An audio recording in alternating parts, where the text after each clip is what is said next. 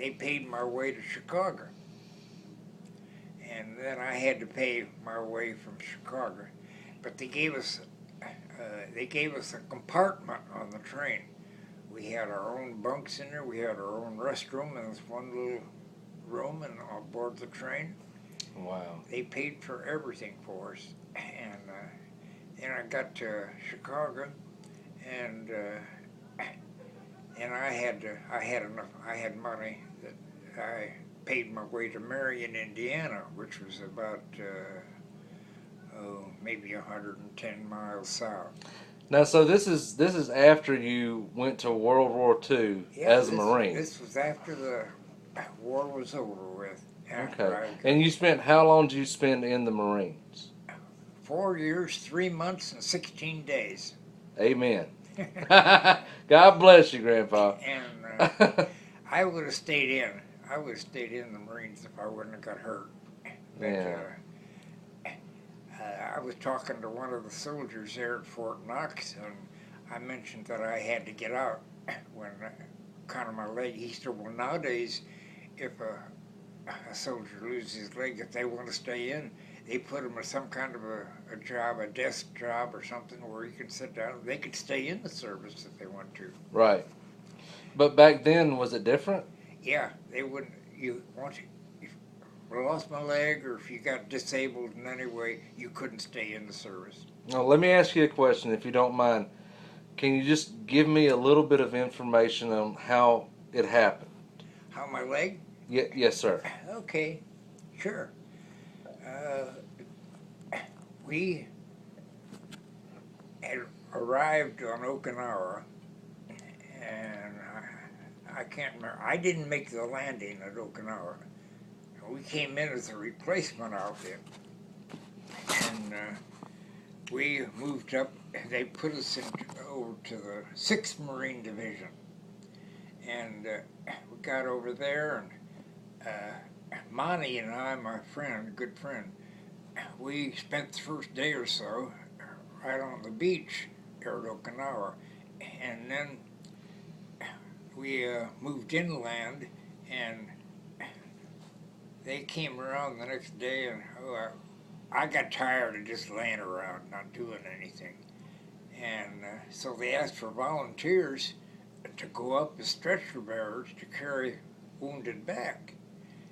Well, we moved up, and we came to this cemetery there in Okinawa, and as we were moving up, the Japanese started shelling us with their big guns, and I hit the ground when one shell landed, must have been 25, 30 yards away, and I was laying there, and then they straddled us with 2 of their heavy mortars.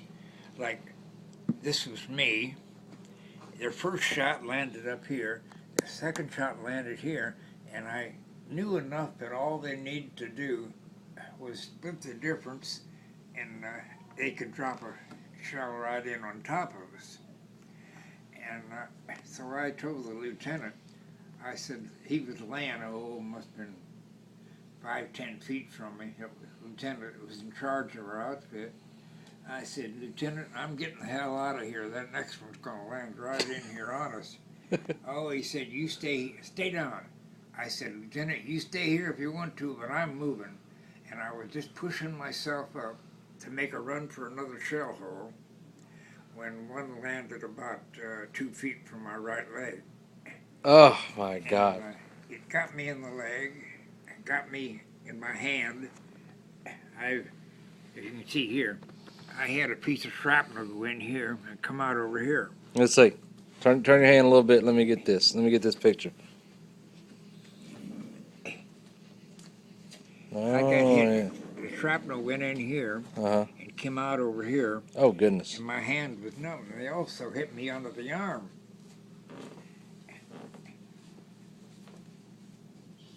Under the arm? Yeah, right here under my arm. And oh, my goodness. My leg didn't hurt, and my hand didn't hurt. It was numb. But what hurt was under my arm there. And it felt like someone took a blowtorch and just Oh. Went across there and it sliced off the top of my helmet. Never Whew. touched my head. Smashed my pack all to pieces. Your pack? Yeah. And then the corpsman came up and he said, "How bad you hit, Marine?" And I said, "Oh, I don't really know." But there was a couple other guys that were hit worse than I was. And I said, "Take care of them first." And then they finally got to me and picked me up, put me on a stretcher. And four Marines started carrying me back. And on our way back, we had to cross over a small railroad track. And the Japanese had these spider holes. They would be in the ground, and they were camouflaged so you couldn't see them. And after everyone would go by, they'd push the top of the spider hole open, and then they could shoot them in the back. Woo! And My God. the Japanese fired right across the stretcher that I was laying on. So the four Marines there lowered me down in between the two tracks, and they waited, and that Japanese raised the top of his spider hole up, and they saw it, and they killed him. One of them killed him. Then they picked me up and took me down to an aid station where they started giving me blood, because I lost a lot of blood. Oof. And then they took me aboard a Jeep ambulance that they took me down to the beach and put me aboard an LCVP. That's a landing craft vehicle personnel. And they took us out to the hospital ship, and that's where I was aboard the hospital ship then. They operated on my leg. I had 2 operations. They were trying to save my leg. Right. And but finally, this lieutenant commander came in, doctor. He said, "Marine," he said, "we've done all we can for you, but gangrene has worked up into your knee, or into your leg." And he said, "I'm going to have to amputate it." He says, "Does that bother you?" And I said, "Well, no, if it's going to save my life, I know you're going to do the best you can." And so the day they took me for my last operation, I was conscious the whole time they were cutting my leg off. Oh my God! But you were numb, weren't you? But I couldn't feel anything because All right. they gave me what they call a spinal, and they inject something in your back, right along your spine, and it paralyzes you from about I'd say from about here So, all the way down. so you don't feel anything basically. But, I was sort of groggy from Sure. other medications, and I was talking to the nurse the whole time they were cutting my leg off, and when they came to the bone, actually the motion of the saw that they were cutting my leg, cutting through the bone, was rocking my whole body back and forth. Oh. And but I was so groggy, and I didn't remember much. But they had a fix so there was a type of a sheet. You couldn't see what was going on. You couldn't see. So you couldn't see what they were doing. But I was conscious, and Oh my and I spent. God. Then they took us on the hospital ship from there, from Okinawa, to Guam, and that's where they put me in a body cast. And then they flew me from Guam to Pearl Harbor, and then I spent 2 weeks in Guam and 2 weeks at Pearl Harbor, and then they shipped me back to Oakland, California, and then over to Mare Island, California, which was an amputee hospital, and that's where I spent 9 months recuperating from my leg. So that pretty much adds up. What happened, huh? I, Well, I'm going to tell you one thing, Grandpa. We're very, extremely proud of you. well, Thank you. You are an American hero. You really are. Let me get a shot of your hat right there. Let everybody know who we're talking to here. That's right. you know, Ashley, World War II veteran. the Yes, way sir. that people, all the people have treated me, everything's so wonderful and all that. I can't look at myself as a hero.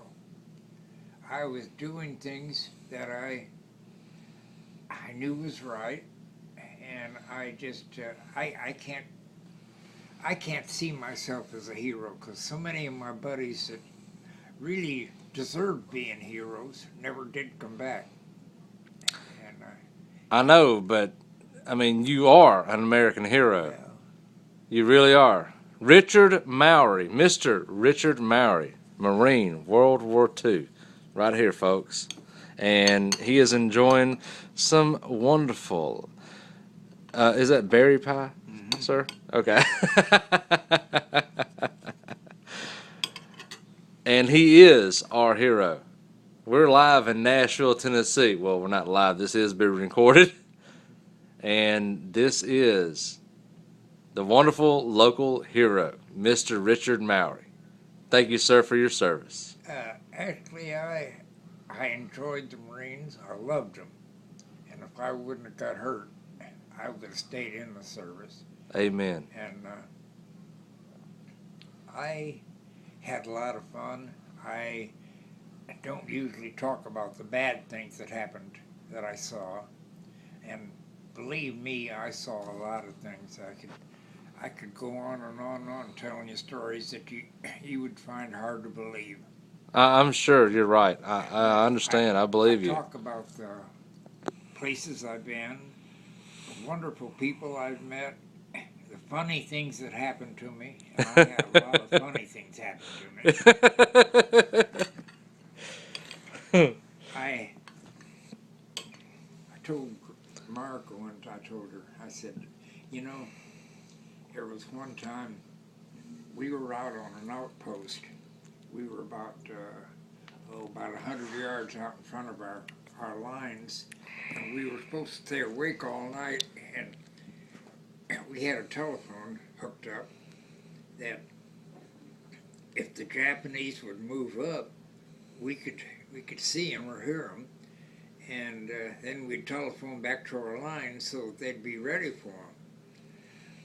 Well, about 4:30 in the morning, it had been raining, and everybody was sort of drowsy, and all of a sudden, right in front of me, I heard the awfulest crashing noise, and like a darn fool, I said, "Halt, who goes there?" And the noise stopped.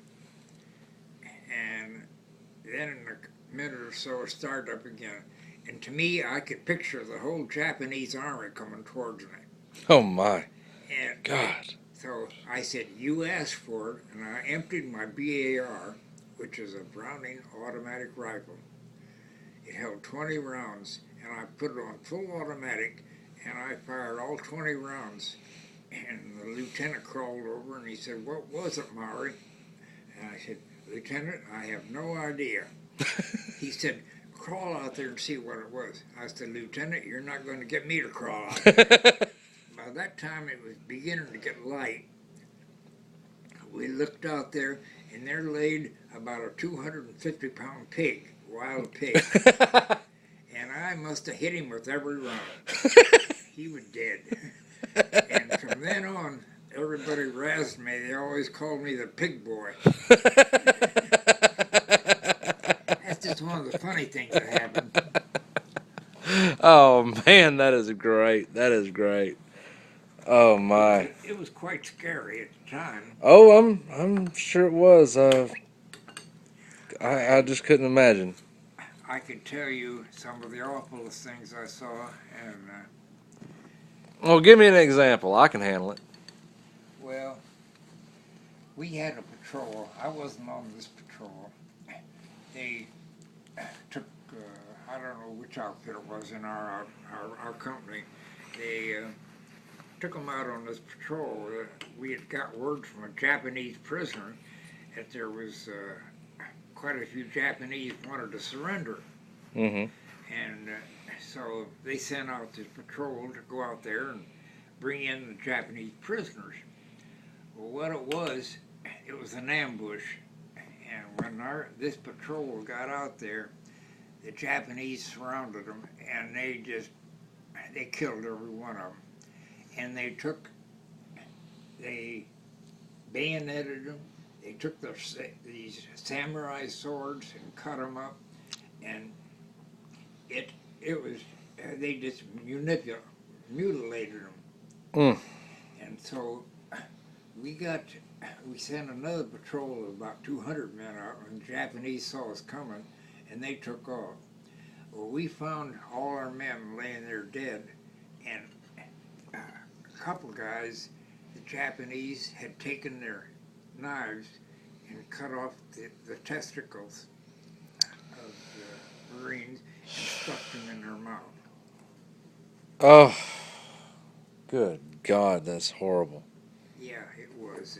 Oh my God! I mean, to think and to know that really happened is just absolutely horrible. It's so terrible. I lost two very, very good friends. Bill Darling, one of them we found with the testicles in his mouth, and Bill Chafee. They were both, they had been, probably before they were killed, they were bayoneted and cut up, and they just mutilated them awful. My God. And these were your Marine comrades. These were your friends. I lost a lot of friends. Horrible. Horrible. I lost so many friends. Hold on just a second, Grandpa.